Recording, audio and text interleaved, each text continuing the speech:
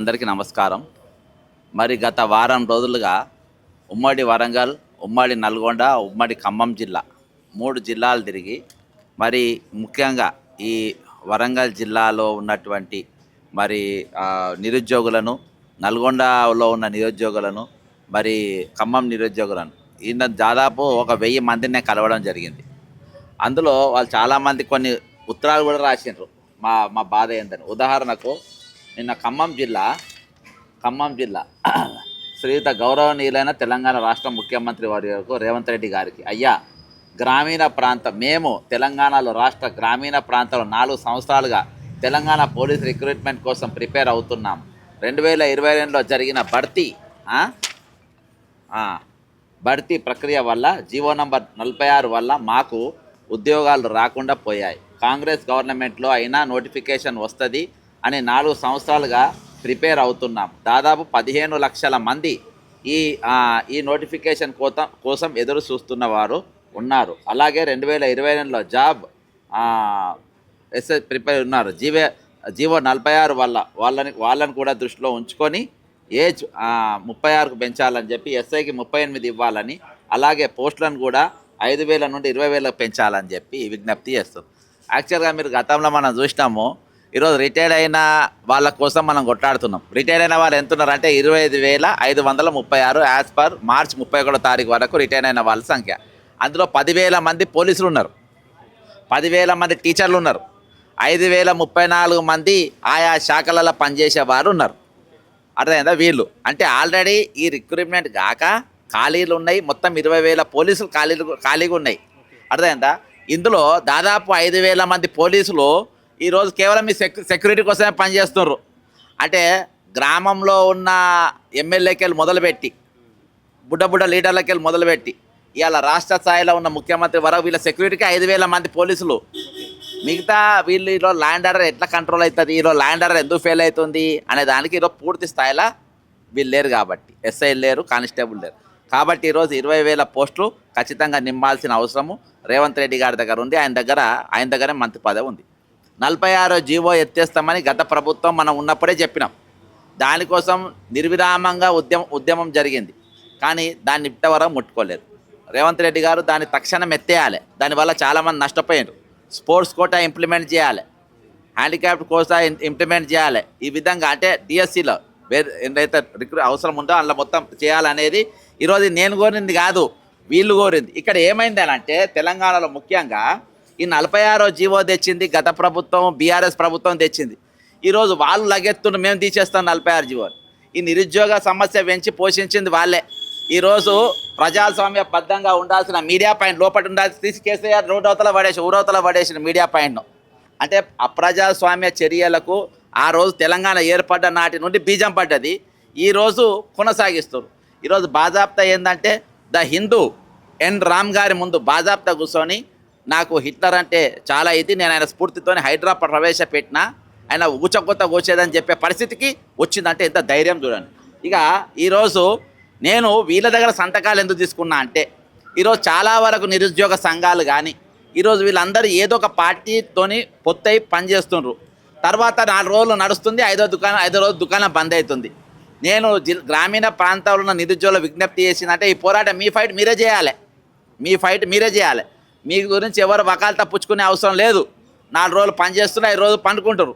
ఈరోజు మళ్ళీ ఎవరైతే నిరుద్యోగులను మోసం చేసినారో అదే కేటీఆర్ మళ్ళీ రోడ్డు ఎక్కి నేను న్యాయం చేస్తాను, మీ నౌకర్లు ఎక్కిస్తా అని. అదే అసలు దగాకోరి చేసిందే వాళ్ళతో చేతులుగా ఈరోజు ఎవరు నమ్మాలి? కాబట్టి అదొక పాయింట్. అయితే ముఖ్యంగా వాళ్ళు కోరినటువంటి ఒక 4 ప్రధానమైన అంశాలు. ఒకటి group 1 GRL issue, relinquishment, vacancies issue, TET normalisation. ఇప్పుడు టెట్ ఎగ్జామ్ మొదలైంది, దాంది. ఈరోజు పోలీస్ కానిస్టేబుల్లో నేను చెప్పినట్టుగా 5,000 వేస్తామని అంటుండ్రంట. కానీ 25 వేకెన్సీలు ఉన్నాయి, 25,000 పోస్టులు నింపాలనేది నా యొక్క విజ్ఞప్తి. నాది కాదు, తెలంగాణలో ఉన్న ఈ నిరుద్యోగుల విజ్ఞప్తి. Impact on previous government Ishan 46 GO వల్ల ఇప్పుడు అబ్బాయి ఏదైతే ఉందో మరి అది దాన్ని ఎత్తేయాలి. అంతేకాకుండా ఈరోజు వయసు అనేది జీవో నంబర్ 87 ప్రకారం the maximum age limit for sub inspector is 35 years while the maximum age limit to constable is 32 years. దీన్ని 36, 37కి పెంచాలని. ఇప్పుడు ఇది కూడా నాకు వాళ్ళు ఒకటి ఇచ్చిండ్రు. However, no person shall be eligible if or she is not superannuation age after availing the eligible age relaxation on 1/7/2026. దీని బదులు కర్ణాటకలో, మహారాష్ట్రలో, వేరే రాష్ట్రాల్లో 1/1/2026 అంటే 1/1 అర్థమైందా? 1 జూలై కాకుండా 1 జనవరిగా మీరు కట్ ఆఫ్ తీసుకుంటే ఒక 6 నెలలు అభ్యర్థులకు కలిసి వస్తుంది అనేది వాళ్ళ విజ్ఞప్తి. ఈరోజు ముఖ్యంగా నీళ్లు నిధులు నియామకాలతో తెచ్చుకున్నాం. మరి నియామకాలనే సక్రమంగా జరగాలి, పారదర్శకంగా జరగాలి. ఈరోజు గ్రూప్ 1 ఎగ్జామ్ లెక్క ఏవి కూడా తప్పు చేయడానికి వీల్లేదు. ఇవాళ ఒక పాయింట్ నేను ఈ సందర్భంగా గుర్తు చేస్తా. మొన్న దినాల కాకరోచ్ల ధర్నా జరిగింది. నేను దానికి పోలే. దానికి ప్రొఫెసర్ నాగేశ్వరరావు గారు పోయినరు, ఆకునూరు మురళి గారు పోయిన చాలామంది పోయిన. నాకు చాలా సంతోషం పోయినరు. సరే ఏదో మాట్లాడినరు, కానీ నీట్ పేపర్ లీక్ గురించి మాట్లాడినరు. మరి 2016లో ఇక్కడ పేపర్ లీక్ అయింది, దాని గురించి ఎత్తలేదు. 2022 పేపర్ లీక్ అయింది, దాని గురించి ఎత్తలేదు. మరి మొన్న గ్రూప్ 1 ఎగ్జామ్ సక్రమంగా జరగలేదు, దాని గురించి ఎత్తలేదు. మరి కేవలము పేపర్ లీక్ అనేది ఎక్కడ జరిగినాయో లోకల్ కూడా జరగాలి కదా, ఇక్కడ కూడా మాట్లాడలేదు కదా, ఇక్కడ కూడా నష్టపోయింది కదా. కాబట్టి నేను దాన్ని ఒకసారి గుర్తు చేస్తున్నా. ఈసారి మనం మాట్లాడినప్పుడు ప్రతి పాయింట్ దొంగ అయినా సరే, దొంగ అయితే దొంగనే మాట్లాడలేదు, దూర అయితే దూరనే మాట్లాడలేదు. అది ఉండాలి. మనోడు కాబట్టి మనోడు దొంగతనం చేసిన వీడు బుద్ధిమంతుడు అని అనద్దు. నాగేశ్వరరావు గారికి, కాకటూరు మురళి గారికి చెప్తున్నా, అర్థమైందా? ఇంకోటి ఏజ్ లిమిట్. ఇది uniformity physical standards. The physical efficiency test conducted to SI and constable post are largely similar. ఇద్దరు కూడా ఒకటే తీరుగా ఉంటున్నాయి.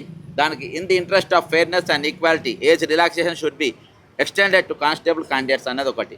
Growing distress among unemployed. ఈరోజు మీరు టైం టు టైం, అంటే ఈ టైం టు టైం ఎందుకు ఇస్తలేదు? జాబ్ క్యాలెండర్ లేక. జాబ్ క్యాలెండర్ ఇస్తామని ఎవరు అన్నారు? మీరే చెప్పారు. ఇవాళ వరకు జాబ్ క్యాలెండర్ మీరు ప్రకటించలేదు.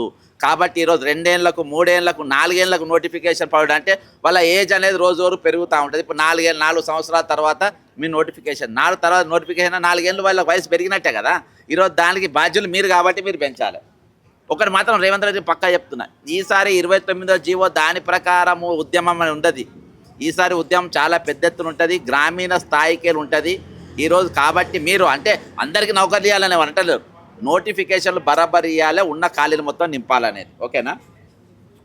ఇలా ఈ 15 రోజులల్లో ఒక 6 చచ్చిపోయారు. నేల 15 రోజులల్లో. ది దిక్కీ థియోడార్, హరీష్, లంబాడ, కాశీపేట మండల్, మంచిర్యాల, కాంబ్లే అమిత్ కుమార్, విజయనగర్ కాలనీ, ఆదిలాబాద్, ముతాన్పల్లి చరణ్, సుల్తానాబాద్ మండల్ పెద్దపల్లి, నీనాబాద్ సిద్ధార్థ్, శివరాంపల్లి, ఓకేనా, భవానీ, ఎద్లాపూర్ మున్సిపాలిటీ ఖమ్మం. ఇప్పటికీ 6 ఈ నెల 15 రోజులలో చనిపోయినరు. వాళ్ళు బాధాప్త మీరు ఏ పేపర్లలో ఎండల్లో చూసుకోక మాకు నోటిఫికేషన్ చేయక చనిపోతున్నారు అనే స్టేట్మెంట్ ఇచ్చి చేశారు. అర్థమైందా? దీన్ని అంటే వీటిని అసలు ఎవరు సీరియస్గా తీసుకుంటలేరు. ఈరోజు ఒక మనిషి పోయిన తర్వాత ఒకవేళ మనం కాపాడలేకపోతే మన ప్రభుత్వాలు ఉన్న ఒకటే లేకున్నా ఒకటే బాస్, మనం ఉన్న ఒకటే లేకున్నా ఒకటే. కాబట్టి ఇప్పటికీ పెండింగ్లో ఉన్నాయి. నేను చెప్తున్నా, పెండింగ్ నోటిఫికేషన్. డిప్యూటీ డిఓలు పడి 19 సంవత్సరాలు, 19 సంవత్సరాలకే డిప్యూటీ డిఓలే లేవు. అర్థమైందా? గ్రూప్ 1 4 సంవత్సరాలకే నోటిఫికేషన్ లేదు. పోలీస్ రిక్రూట్మెంట్ 4 సంవత్సరాలకే నోటిఫికేషన్ లేదు. ఇక డిఎస్సి నోటిఫికేషన్లో మాట్లాడదాం. ఈరోజు ఈ పేద పిల్లలు చదువుకునే స్కూళ్ళల్లో 10,000 మంది టీచర్లు రిటైర్డ్ అయ్యారు. అంటే 10,000 మంది టీచర్లు లేకుండా స్కూళ్ళు నడుస్తున్నాయి. ఆల్రెడీ 11,000 ఖాళీలు ఉన్నాయి. అంటే 21,000 మంది టీచర్లు లేకుండా బలి పిల్లలు చదువుతారు. అర్థమైందా? ఇక ఆ మంత్రి పదవి ఉన్నది ఈరోజు శ్రీమాన్ రేవంత్ రెడ్డి గారి దగ్గర. మరి ఆ పిల్లలు వాళ్ళు ఎట్లా చదువుకోవాలి? వాళ్ళకి టీచర్లు ఉండే అవసరం లేదా? ఈరోజు పేద పిల్లల విద్య అందాల్సిన అవసరం లేదా? దాని గురించి సగౌరవంగా నేను ముఖ్యమంత్రి గారి విజ్ఞప్తి చేస్తున్నాను. ఈరోజు ఈ పోస్టు మొత్తం. అంతేకాకుండా ప్రియాంక గాంధీ గారు సరూర్ నగర్ స్టేడియంకి వచ్చి యూత్ డిక్లరేషన్లో 4,000 నిరుద్యోగ భృతి ఇస్తామని చెప్పారు. ఇక 4,000 నిరుద్యోగ పక్కన పెట్టి టీజీపీఎస్సీ ఎగ్జామ్ లేకుండా 1,000 రూపాయలు 400 ఎగ్జామ్ ఉండే ఆ ఫీజు లేకుండా చేస్తామన్న గత ప్రభుత్వం వల్ల 400 రూపాయలు ఉండే, 200 రూపాయలు ఉండే, సార్ 200 ఉండే. వీళ్ళు ఏం చేసి ఏకంగా 1,000 రూపాయలు పెంచింది ఈరోజు. అంటే 4,000 నిరుద్యోగ భృతం ఇస్తామని పక్కన పెట్టి ఉల్టా నిరుద్యోగుల జేబు బట్టి గుంజుతుండు బయటికి. అర్థమైందా? ఉల్టా నిరుద్యోగుల జేబు గుంజుతుండు 1,000 రూపాయలు ఇయ్యని బాజాప్తా. అర్థమైందా? గుంజుకొని ఈరోజు రాసే పరిస్థితి నిజంగా గుస్తలేను నేను చెప్తున్నా. రేవంత్ రెడ్డి చెప్పేసి చూపెడుతుంది. ఓకేనా? ఈరోజు wilful denial of GRL exam, GRL అనేది ఇమ్మీడియట్గా పెట్టాలనేది. ఇదన్నీ 49 సంవత్సరాలకు గ్రూప్ 1, గ్రూప్ 2, గ్రూప్ 3, గ్రూప్ 4 డిఎస్సికి దీనికి వయో పరిమితి 49 సంవత్సరాలు పెంచాలని విజ్ఞప్తి. ఎందుకంటే 4 సంవత్సరాలకే నోటిఫికేషన్ లేదు. అది నీ తప్పు కాబట్టి. Okay. In view of the above facts, circumstances, we humbly request the government of Telangana to enhance the age limited for police constables 36 సంవత్సరాలు, పోలీస్ కానిస్టేబుల్ ఎస్ఐలకు 37 సంవత్సరాలు, రిక్రూట్మెంట్ నోటిఫికేషన్ 20,000 పోస్టులు నింపాలని, ట్రాన్స్పరెంట్ వైజ్గా ఏది పారదర్శకంగా రిక్రూట్మెంట్లు జరగాలని, అంతేకాకుండా ఈరోజు జాబ్ క్యాలెండర్ రిలీజ్ చేయాలని, ఈరోజు కట్ ఆఫ్ డేట్ అనేది ఏజ్కు 1/1/2026 ఉండాలనేది ఈరోజు ఈ విన్నపాలతోని, ఇవన్నీ నేను కోరిన విన్నపాలు కాదు, ఇది రాష్ట్ర వ్యాప్తంగా ముఖ్యంగా 3 ఉమ్మడి జిల్లాలలో ఉన్నటువంటి, అయితే నేడో రేపు నోటిఫికేషన్లు ఇస్తారు అని విద్యార్థులు ఆందోళన చేస్తున్నారు కాబట్టి, ఆందోళన చెందుతున్నారు కాబట్టి కొంచెం అర్లీగా ఇచ్చేయన్నా మళ్ళీ డేట్లు ప్రకటిస్తే ఇబ్బంది. ఎందుకంటే ముఖ్యమంత్రి గారు ఈరోజు ప్రజల మనిషి, ప్రజాభవన్లో ఉండేటోడు, ప్రజల కోసం పనిచేసేటోడు, రోజు పబ్లిక్ను రోజు పొద్దుగాల 2 గంటలు సాయంత్రం 2 గంటలు ప్రజలను కలుస్తుండు కాబట్టి ఇప్పుడు 5,000 పోస్టులు కానిస్టేబుల్ కానీ రకరకాల పోస్టులు ఇప్పుడు 20,000 ఖాళీలు ఉన్నాయి. ఇప్పుడు 20,000 ఇవ్వాలి. డబ్బు లేవంటే ఆర్థిక శాఖ ఆమోదం తెలుపుతలేదు. ఇప్పుడు బ్రదర్ ఒక్కటి చెప్తా, నీకు ఆర్థికంగా ఎక్కడెక్కడ రావాలని నన్ను అడుగు, నేను చెప్తా. నీకు గవర్నమెంట్ దగ్గర పైసలు లేవని అనొద్దు. ఇవాళ 10 లక్షల కోట్ల అప్పున్నా కానీ తేరిపేద్దాం ఒక సింగరేణికి ఉన్నది. హైదరాబాద్ రింగు రోడ్డుకు రోజు 5 కోట్ల రూపాయలు రోజు ఆమ్దాని. అది మన ఇక్కడ మరి మహారాష్ట్ర కంపెనీకి ఇచ్చిండ్రు, అర్థమైందా? గత కేసీఆర్ ఒక అడ్వర్టైజ్మెంట్ బోర్డుల పైన రోజు సంవత్సరానికి 500 కోట్ల రూపాయలు ఆదాయం లేదని చెప్పొద్దు. ప్రతి దాని మీద ఆదాయం ఉన్నది, కాకపోతే చిత్తశుద్ధి లేదు. ఇప్పుడు కాంట్రాక్టర్కు బిల్లులు ఇవ్వాలన్న చిత్తశుద్ధి, ఈరోజు జీతాలు ఇవ్వాలన్నా కానీ, డిఏలు ఇవ్వాలన్నా కానీ, పిఆర్సీలు ఇవ్వాలన్నా కానీ దిక్కులేదు. ఈరోజు చిత్తశుద్ధిని ఎవరు శంకించలేరు.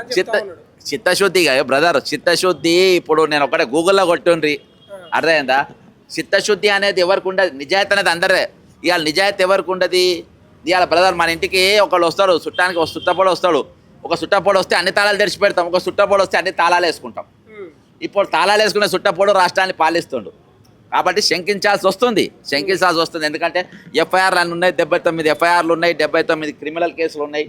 అసలు ఈరోజు రాష్ట్రాన్ని పాలిస్తుంది కాబట్టి మేము శంకిస్తాం బరాబర్. టీజీపీఎస్ చైర్మన్ స్వయంగా మధ్యలో ప్రెస్ మీట్ పెట్టి జూన్ 1 అనుకుంటున్నా తప్పుడు ఆరోపణలు చేస్తున్నారు కొందరు, ఇక్కడ నుంచి అట్లా ఉండదు, లీగల్ యాక్షన్ తీసుకోవాల్సి వస్తుంది అంటున్నారు. బ్రదర్ మీరు కూడా ఉన్నారా మరి? టీజీపీఎస్సీ చైర్మన్ మొన్న బాజాప్తా ఎన్ రామ్ ముందు కూర్చోండు రేవంత్ రెడ్డి గారు, కూర్చొని నేను 67,740 పోస్టులు ఇచ్చినా అని చెప్పేసిండు. అందరు నౌకర్లు చేస్తుండ్రు అని చెప్పిండ్రు, అందరు జీతాలు ఎత్తుకుంటుండ్రు అని చెప్పిండ్రు. మరి ఆ నోటిఫికేషన్ చూపి అని చెప్పి నేను పోయి టీజీపీఎస్సీ ఆఫీస్ ముందు కూర్చోబెట్టినా. నన్ను బతిలాడుతూ లోపల కూర్చొని మాట్లాడదాం రా మేడం, ఐఏఎస్ లోపల ఐఏఎస్ ఆఫీసర్ ఉంది మేడం రమ్మంటుంది, మాట్లాడదాం రా అని చెప్పి నన్ను లోపల పిలుస్తుండ్రు. సీక్రెట్గా ఎందుకు మాట్లాడాలి? ఇప్పుడు అరే నువ్వు 67,760 పోస్టులు ఇచ్చినోని గల్లా ఎగిరేసుకొని నోటిఫికేషన్ చూసుకొని నేను తప్పు ఆరోపణ చేస్తున్నా జైల్లో పెట్టాలి, లోపల మాట్లాడదాం రానేందుకన్నా, అర్థమైందా? అంటే దీంతో ఒరిజినల్గా టీజీపీఎస్సీ నోటిఫికేషన్ వచ్చినాయి 4,000కే, తక్కినాయి మెడికల్ హెల్త్ డిపార్ట్మెంట్ ఎక్కువ వచ్చినాయి. Medical health department Damodar Rayalaseema విద్యాశాఖను ముఖ్యమంత్రి రేవంత్ రెడ్డి దగ్గర పెట్టుకున్నాడు కదా, మీరు విమర్శిస్తున్నారు. ఆయన తమాషాకు పెట్టుకోలేదంటే విద్య వీళ్ళు తెలుసు కాబట్టి పెట్టుకున్నాడు అని చెప్తా ఉన్నాడు. అదే అబ్బాయి ఇప్పుడు ఆయన వెలువ పెట్టుకుండు కాబట్టే ఆయన దాన్ని న్యాయం జరగాలంటున్నా. ఈరోజు 21,000 టీచర్లు ఖాళీగా ఉన్నాయి, నింపమంటున్నా. డిఎస్సి పోస్టులు 21,000 టీచర్లు బడిపంతులు రిటైర్ అయినా పెడుతున్నా. టీచర్లు లేరు కాబట్టి 20,000 పైచీలకు పాఠశాలను మూసేసే ప్రయత్నం చేస్తున్నారు. అంతే కదా, ఇప్పుడు అది వైట్ ఎలిఫెంట్ లెక్క చూస్తుండే వాటిని, తెల్ల ఏనుగుల గడ్డిదాండు. కానీ ఇప్పుడు ప్రభుత్వ కళాశాల, ఎందుకంటే రేపు బ్రదర్ ఒక వారం రోజులలో ఫ్యూచర్ సిటీలో ఒక పెద్ద స్కూల్ కడుతుండ్రు, ఒక 2,000 ఎకరాల 2,000 ఎకరాల ఫ్యూచర్ సిటీలో 2,000 ఎకరాలలో ఒక స్కూల్ కడుతుండ్రు. ఆ స్కూల్ ఎవరు కడుతుండ్రు, ఎవరి బిడ్డ కడుతుండ్రు, ఎందుకు కడుతుండ్రు, ప్రైవేట్ స్కూల్ ప్రభుత్వ స్కూల్ ఎందుకు బంద్ చేస్తుండ్రు, మొత్తం నేను తీసుకుపోయి మనం చూపెడతా అక్కడ ఫ్యూచర్ సిటీలో ఒక పెద్ద మనిషి బిడ్డ. ఇప్పుడు 4,000కు కుదించి మంచి ఫెసిలిటీస్ కల్పించి బస్సులు పెట్టి తీసుకుపోతారంట పిల్లలు. బ్రదర్ అవన్నీ జీతాలు మిగిలించుకోనికి, డిఎల్ మిగిలించుకోనికి, అర్థమైందా? ఈరోజు నేను చెప్తున్నా, రిటైర్ అయిన వాళ్ళు 24,500 మందులు కదా, వాళ్ళ జీతాలు మిగిలినాయి కదా, సగం పెన్షనే వాళ్ళకి ఇచ్చేది కదా. అందులో దాదాపు 100 మంది చచ్చిపోయారు కదా, 100 మంది సగం జీతాలు ఆ పెన్షన్లో మళ్ళీ సగం పెన్షన్ మిగులుతుంది కదా. అంటే ఇవాళ ఎంత చిల్లరగా ఆలోచిస్తున్నారంటే, మాకు ఎట్లా మిగులుతుంది, మేము ఎంత మిగిలించుకుంటాం, ఇవాళ మిగిలించుకునే కార్యక్రమం పైన ఉన్నారు. ఇవాళ దరిద్రం ఏంటంటే ఇవాళకి 5 డిఏలు పెండింగ్, వీళ్ళకు 5 డిఏలు పెండింగు, ఒక పిఆర్సీ పెండింగు, అర్థమైందా? మరి నువ్వు స్కూల్ ఎందుకు ఇవన్నీ ఎందుకు ఇస్తలేవు మిగిలించుకోనికి? ఈరోజు చీఫ్ సెక్రటరీ రిటైర్ అయిన వాడు అబ్బా, రిటైర్ అయిన ఎందుకు పెట్టుకుంటున్నావు? ఇంకా వేరే ఐఏఎస్లు లేరా? ఎందుకు పెట్టుకుంటున్నావు రిటైర్ అయినోని? ఇవాళకి నేను చీఫ్ సెక్రటరీ క్వశ్చన్ అడిగిన, విల్లా నంబర్ 42 గ్రీన్ విల్లాస్లో నీకు ఆ ఫ్లాట్ ఎక్కడిది అని చీఫ్ సెక్రటరీ గారిని అడిగిన. ఇవాళ దాకా చెప్తలేడు ఎక్కడిదో.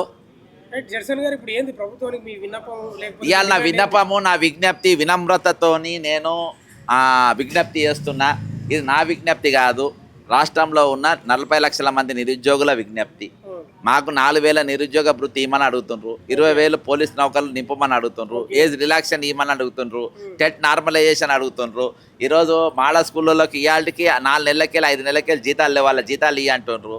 అవుట్ సోర్సింగ్ ఎంప్లాయీస్ను వాళ్ళకు మా నౌకర్లు క్రమబద్ధీకరణ చేయమంటుండ్రు. ఇవాళ ఇక్కడ ఇంకో దుకాణం మొదలైంది ఇలా సెక్రటరీలా. వాళ్ళకి ఏమైనా పైసలు అవసరం ఉంటే అవుట్ సోర్సింగ్ అని తీసేస్తారు. తీసేసి ఇంకొకరికి 3 లక్షలు 4 లక్షలకు అమ్ముకుంటాడు. ఐటీ డిపార్ట్మెంట్లో నాకు ఒక కేసు వచ్చింది, అర్థమైందా? అంటే ఆ దుకాణాలు నడుస్తున్నాయి. ఈరోజు వాళ్ళకి ఎంత తిన్నా ఏం చేసినా ఈరోజు సరిపోయే పరిస్థితి లేదు. కాబట్టి ఈరోజు ఒక ఇవాళ మాత్రము వీళ్ళ విజ్ఞప్తులు మాత్రం చేయకుండా మునుపటి లెక్క ఉండదు. కాబట్టి చాలా గట్టిగా ఉంటుంది. ఆల్రెడీ ఈరోజు గాలిలో పేక మేడ లెక్క ఉన్నది రేవంత్ రెడ్డి గారి పోస్టు. ఎప్పుడు ఊసిపోతో తెలియదు, ఎప్పుడు పోస్ట్ తెలియదు. మీనాక్షి దెబ్బకు మొత్తం ఊసాలు కదులుతున్న పరిస్థితి. 2034 వరకు అంట మీరేమో లేదు 2054 వరకు ఉండాలని నేను కోరుకుంటున్నా. అబ్బా నువ్వే 34, ఆయన 34 అంటున్నారు. 2054 వరకు ఆయననే ముఖ్యమంత్రికి ఉండాలని నేను కోరుకుంటున్నా. అందుకనే వీళ్ళందరి సమస్యలు తీరుస్తే వీళ్ళందరినీ జెండా మోస్తారు, మేము కూడా నీ జెండా మోస్తాం అంటున్నా. నీకు ఎందుకంత భయపడుతున్నావు నాకు తెలుస్తలేదు. ఇందులో గేట్ దగ్గరనే ఫోన్ చేసి మేము ఏదో పర్మిషన్ తీసుకొని లోపల పోయే ప్రయత్నం చేస్తే ఈరోజు లోపలి తీసుకోకుండా భయపడే పరిస్థితి వచ్చింది. దేనికోసం అంత భయం ఎందుకు? ఇందులో ఏమున్నాయి? ప్రజాస్వామ్య ప్రభుత్వం కదా, ప్రభుత్వం కదా, ప్రజలు ఇచ్చిన సంతకాలు, ప్రజలు చేసిన విజ్ఞప్తులను మీరు ఎందుకు తిరస్కరిస్తున్నారు? అర్థమైందా? ఈరోజు నువ్వు అన్నట్టుగానే ఈరోజు నియంత్ర లెక్కనే వ్యవహరిస్తున్నావు. అర్థమైందా? హిట్లర్ లెక్క వ్యవహరిస్తున్నావు. అర్థమైందా? హైడ్రా ఏదైతే ఆ పెదం పెట్టుకో దాని లెక్క నువ్వు వ్యవహరిస్తున్నావు. అర్థమైందా? నేను అసలు ఎందుకు తీసుకుంటున్నారు? ఎవరు పర్మిషన్లు ఇచ్చిన లోపలికి ఎందుకు పోనిస్తున్నారు? అసలు లోపలి దగ్గర పోయి మావని ఆపుతున్నారు. లోపలికి నన్ను ఆపుతారని వేరే వాళ్ళని పంపిన, నా పేరు చూసి అసలు ఎవరిని పంపుతున్నా అంటే ఇంత భయం ఎందుకని అంటున్నా. అర్థమైందా? ఈరోజు ఒకటే చెప్తున్నా, ఆయన ఎంత గెలుపుతారో నేను అంత గెలుపుతా. అర్థమైందా? ఆయన ఎంత చేస్తారో నేను ఏంటంటే ఇక్కడ సెక్రటరీ సచివాలయం ముందు కన్నా నేను ప్రశాంతంగా ఇలా మాట్లాడుతున్నా. ఇంత చిల్లర కథలు, ఇంత చిల్లర ముఖ్యమంత్రి, ఇంత చీఫ్ ఫెలో నా జిందగీలో చూడలే. అర్థమైందా? ఈరోజు ఈ పిటిషన్ తీసుకొని కూడా నువ్వు ఏమైనా పీకేది ఉందా? అవి తీసుకొని నువ్వు ఏం చేయాలో అదే కదా చేసేది. నువ్వు పీకోగానే మేము ఇచ్చిన విన్నపాలన్నీ నువ్వు దానాదాన్ని ఒప్పుకుంటావని నమ్మకం ఉందా? అర్థమైందా? ఈరోజు నీవు తీసుకోకుండా ఒక అప్రజాస్వామ్య లెక్క నువ్వు పనిచేస్తూ ఉన్నావు. ఈరోజు డెమోక్రసీకి తుట్లు పొడుచుకుంటా మీరు పనిచేస్తున్నట్టే ఎంత దౌర్భాగ్యం చెప్పు. నిజంగా దీన్ని మేము పూర్తిగా ఖండిస్తున్నాం. ఇది ప్రజాపాలన కాదు, ప్రజాప్రభుత్వం కాదు, దగాకోరు పాలన. అర్థమైందా? ఈరోజు ఇక్కడ దొంగ పాలన నడుస్తుంది, ప్రజలకు ప్రజా వ్యతిరేక పాలన నడుస్తూ ఉందన్న దానికి ఇది ఒక ఉదాహరణ. ఇంతకుముందు మీ అప్లికేషన్ తీసుకొని పక్కన వేసిన దాఖలాలు చాలా ఉన్నాయన్న, చాలా అప్లికేషన్లు ఉన్నాయి. ఇప్పుడేమో అప్లికేషన్ కూడా సెక్రటరీ లోపలి పక్కన వేసిపోయిన కోర్టులలో వేసిన వాటిని. కాబట్టి ఇది కూడా కోర్టుకు పోతున్నా అనే ఏమో అనుమానం ఉన్నది కావచ్చు. గేట్ అవి స్పీడ్ పోస్ట్ ఉంది కదా, స్పీడ్ పోస్ట్ ద్వారా పంపుతాం. అర్థమైందా? అయితే వస్తున్నాయి. అయితే దీనిపైన నేను కోర్టుకు పోతా అనే భయంతో, ఎందుకంటే గతంలో కూడా వీటన్నిటిపైన కోర్టుకు పోయినా. గతంలో కూడా ఇది తీసుకోలే, ఇది వరంగల్ సిపి కూడా తీసుకోలే. వరంగల్ సిపికి నేను ఒకటి ఇచ్చిన, అదే 46 పోస్టుల జీవో అక్కడ కూడా తీసుకోకుండా రిజిస్టర్ పోస్ట్ పంపిన. అర్థమైందా? 46 జీవో రద్దు పైన, అంతేకాకుండా దాని మీద పునఃపరిశీలన చేయాలి, 20,000 పోస్టులు నింపాలని చెప్పి ఇస్తే వాళ్ళు కూడా లోపల పోయినాక తీసుకోకుంటే నేను రిజిస్టర్ పోస్ట్ పంపిన. ఇది కూడా మేము రిజిస్ట్రేషన్ పంపుతాము. ఈరోజు పోస్టర్లు అనేవి ఉన్నాయి. కానీ ఈరోజు ప్రభుత్వం అంటే ఇంత భయంగా, ఇంత పిరిగి పందలెక్క ఎందుకు పనిచేస్తున్నావు అని. ఇవాళ ముఖ్యమంత్రి రేవంత్ రెడ్డి అంటే ఎప్పుడు ముఖ్యమంత్రిగా ఉండడు. అర్థమైందా? ముఖ్యమంత్రిగా ఉండడు. ఈ రాష్ట్రంలో తెలంగాణ ఎక్కడ కూడా గెలవవు. నువ్వు మళ్ళీ గెలవాలంటే కుప్పంకు పోవాలి, లేకుంటే హిందూపూర్కు పోవాలి. తెలంగాణ రాష్ట్రంలో అయితే నీకు ఎక్కడ కూడా అవకాశం లేదు. తెలంగాణ ప్రజలందరికీ నమస్కారం. ఈరోజు ఉదయంకెళ్ళి మరి ఏదైతే జిల్లాలు తిరిగి నిరుద్యోగుల యొక్క సమస్యలు, వారికి కావాల్సినటువంటి మరి పోస్టులు, అంతేకాకుండా ఏజ్ రిలాక్సేషను, మరి కానిస్టేబుళ్ళు, ఎస్ఐలు కలిపి 20,000 పోస్టులు, ఈ విధంగా వాళ్ళది మరి గ్రూప్ 1లో 49 సంవత్సరాల రిలాక్సేషను, కానిస్టేబుళ్ళకైతే 36 సంవత్సరాలు, మరి ఎస్ఐలకైతే 37 సంవత్సరాలు. ఈ విధంగా అనేకమైన ఇష్యూలతోని ఈరోజు మరి రాష్ట్ర వ్యాప్తంగా మరి ఎవరైతే నిరుద్యోగులు సంతకాలు చేసిండ్రో ఆ సంతకాలు చేసిన కాపీ ప్రతులు పెట్టి ఈరోజు నేను ముఖ్యమంత్రి గారికి మరియు చీఫ్ సెక్రటరీకి ఇద్దరికి కూడా ఈరోజు అందించడం జరిగింది. మరి ఉదయంకి వెళ్ళి ఈరోజు మరి సెక్రటరీ దగ్గర ఉంటే అది తీసుకోకుండా చేయడానికి ఎన్నో ప్రయత్నాలు చేసిండు. తీసుకోకుండా ఉండడానికి ఎన్నో ప్రయత్నాలు పొద్దుగాలకెళ్ళి మీరు చూస్తుండ్రు. కాబట్టి ఎట్టకేళ్ళకి ఈరోజు మరి ఆ ఉదయంకెళ్ళి శ్రమపడి నాతోని మిత్రులు శ్రమపడి ఈరోజు ఫైనల్గా లోపల మాత్రం ఇవ్వడం జరిగింది. ఈరోజు ముఖ్యమంత్రి గారు ప్రభుత్వ కార్యదర్శి గారు మరి మీరిద్దరు కూడా వెంటనే ఈరోజు నిరుద్యోగుల న్యాయం చేయాల్సిన అవసరం ఉంది. ఇది నిరుద్యోగుల ప్రభుత్వం అని మనం చెప్పుకున్నాం, నిరుద్యోగుల కోసం ఏర్పడ్డ ప్రభుత్వం అని చెప్పుకున్నాం. నిరుద్యోగులు ఈరోజు ఉద్యమం చేస్తే ప్రభుత్వం వచ్చింది. నిరుద్యోగులు ఇంటింటికి తిరిగి ఈరోజు మరి ఓట్లు అడిగితే ఈరోజు మనకు ప్రభుత్వం వచ్చింది. కాబట్టి ఈరోజు వెంటనే మీరు వీరికి ఏవైతే న్యాయమైన కోరికలు కోరిందో నేను ఉదయం ప్రెస్ మీట్లో కూడా చెప్పిన అవి వెంటనే మీరు చేయాలని చెప్పేసి నా యొక్క విజ్ఞప్తి. అంతేకాకుండా ఇప్పుడు ఎంతమంది అమరులు అయిపోయారు ఈ నెల 15 రోజులలో, మరి వాళ్ళందరూ కూడా ఈరోజు న్యాయం చేయాలని చెప్పేసి కోరుకుంటూ మరి సీఎం గారు మరియు చీఫ్ సెక్రటరీ గారు ఇద్దరు కూడా ఈ వినతి పత్రాలను మరి దీన్ని బేఖాతరు చేయకుండా కష్టంగా దీనిపైన చర్యలు తీసుకోవాలని కోరుకుంటూ సెలవు తీసుకుంటున్నాను.